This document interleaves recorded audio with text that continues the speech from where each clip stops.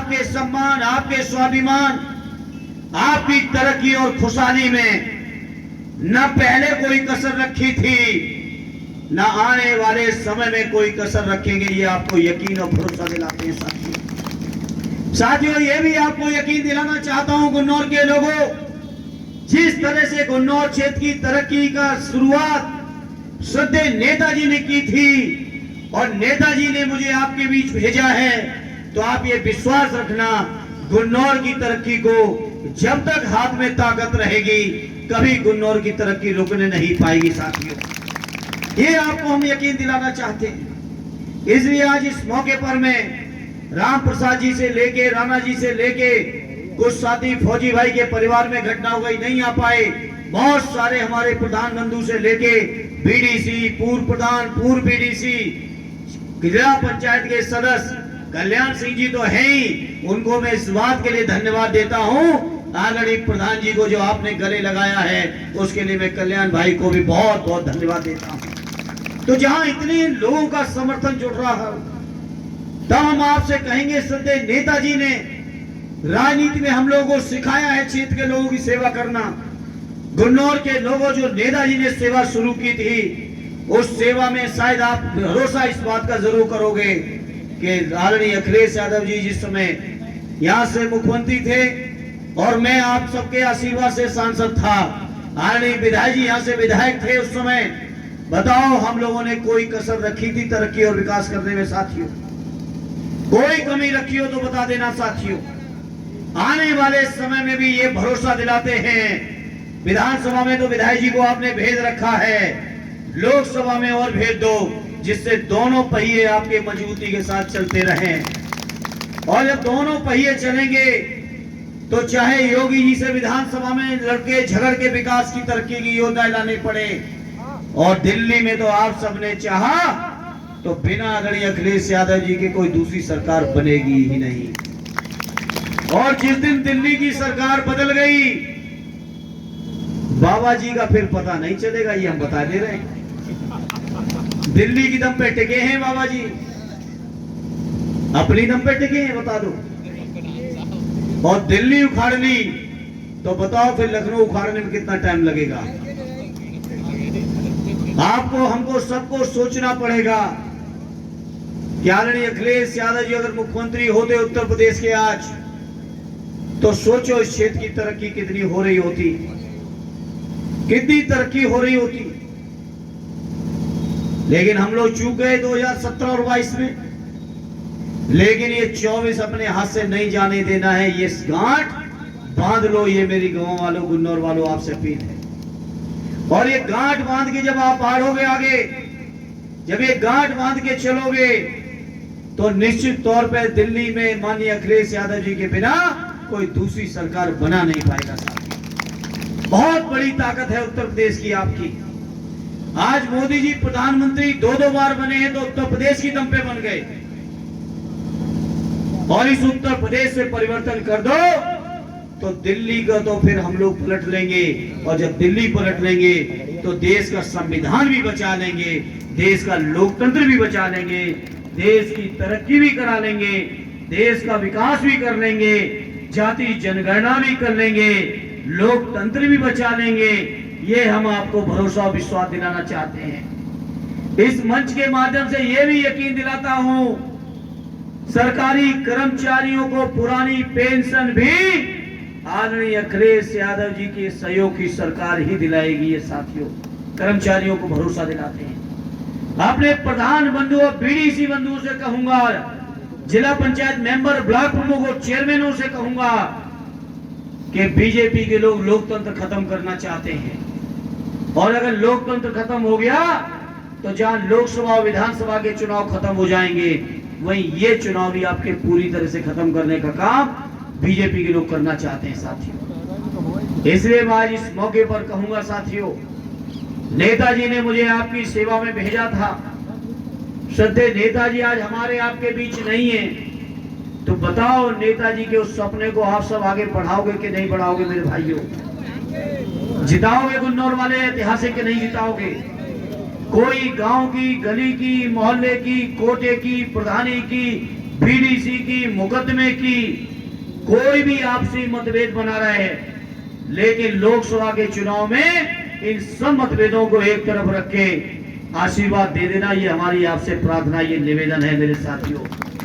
दे देना आशीर्वाद, और हम आपको भरोसा दिलाते हैं और आप सब इस बात को मानोगे। श्रद्धेय नेताजी के नेतृत्व में जब लोकसभा में अभी पिछली बार था तो हम लोग केवल 5 होते थे, लेकिन 5 रह के भी बड़े बड़े मामलों पे भारतीय जनता पार्टी को फैसलों को पीछे हटना पड़ा, फैसले वापस लेने पड़े साथियों।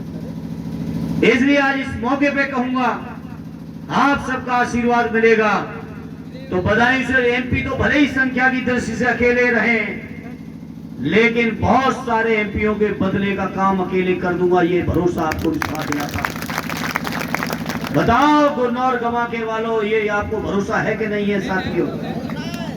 पुराना इतिहास है इस तरह का हम लोग समाजवादियों का कि नहीं है? तो बताओ आशीर्वाद दोगे इस बार के नहीं दोगे?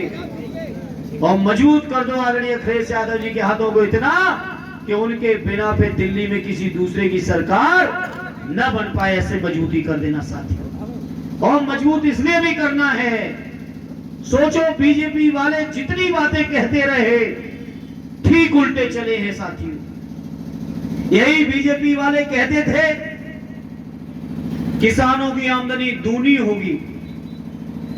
बताओ गांव और आसपास के किसानों, 7 साल की भाजपा की उत्तर प्रदेश की और 10 साल की दिल्ली की सरकार हो गई, गन्ने का मूल्य केवल 2 बार बढ़ाए, केवल 2 बार। एक बार 22 के चुनाव से पहले और अब 24 के चुनाव से पहले। चुनाव नहीं होगा तो गन्ने का मूल्य नहीं बढ़ेगा, सही बात है, केवल चुनाव में ही बढ़ेगा। इसलिए चुनावी इनके झांसे में आने की जरूरत नहीं है भारतीय जनता पार्टी वालों के। विधायक जी नीचे से कह रहे हैं कि गईयों की हालत, तब आप सोच लो हमें क्या कहना है। शायद इनमें से कोई होगा गांव में जो खेती कर रहे हैं, शायद कोई अपने घर पे रात में सो पा रहा होगा। सारे लोग पूरी पूरी रात इस तुषार में भी, इस ठंड में भी खेतों में पड़े रहे रात भर, टॉर्च और लाठी लेके। बीमार हुए लोगों की डेथें हुई हैं, लोग मरे भी हैं, क्योंकि इतनी ठंड झेलने की क्षमता नहीं होती है। तो सोचो ये बीजेपी के लोग कितना कष्ट दे रहे हैं। बात करते थे कि अब महंगाई की मार, बहुत हुई महंगाई की मार, यही तो भाषण देते थे भाजपा के लोग। और बताओ महंगाई कहां बढ़ा दी? डीजल पेट्रोल 90, 100, गैस 1250, 450 थी तो राजघाट पे नाचते थे जाके।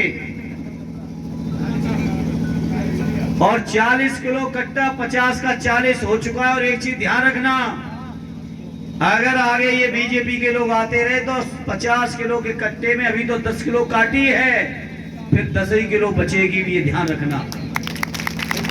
ये भाजपा वाले देखते रहते हैं कि किसान कितना बर्दाश्त कर पा रहे हैं।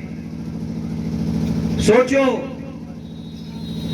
गायों से आप परेशान, खाद बीज से आप परेशान, महंगाई से आप परेशान। नौजवानों को कहा कि हर साल 2 करोड़ रोजगार।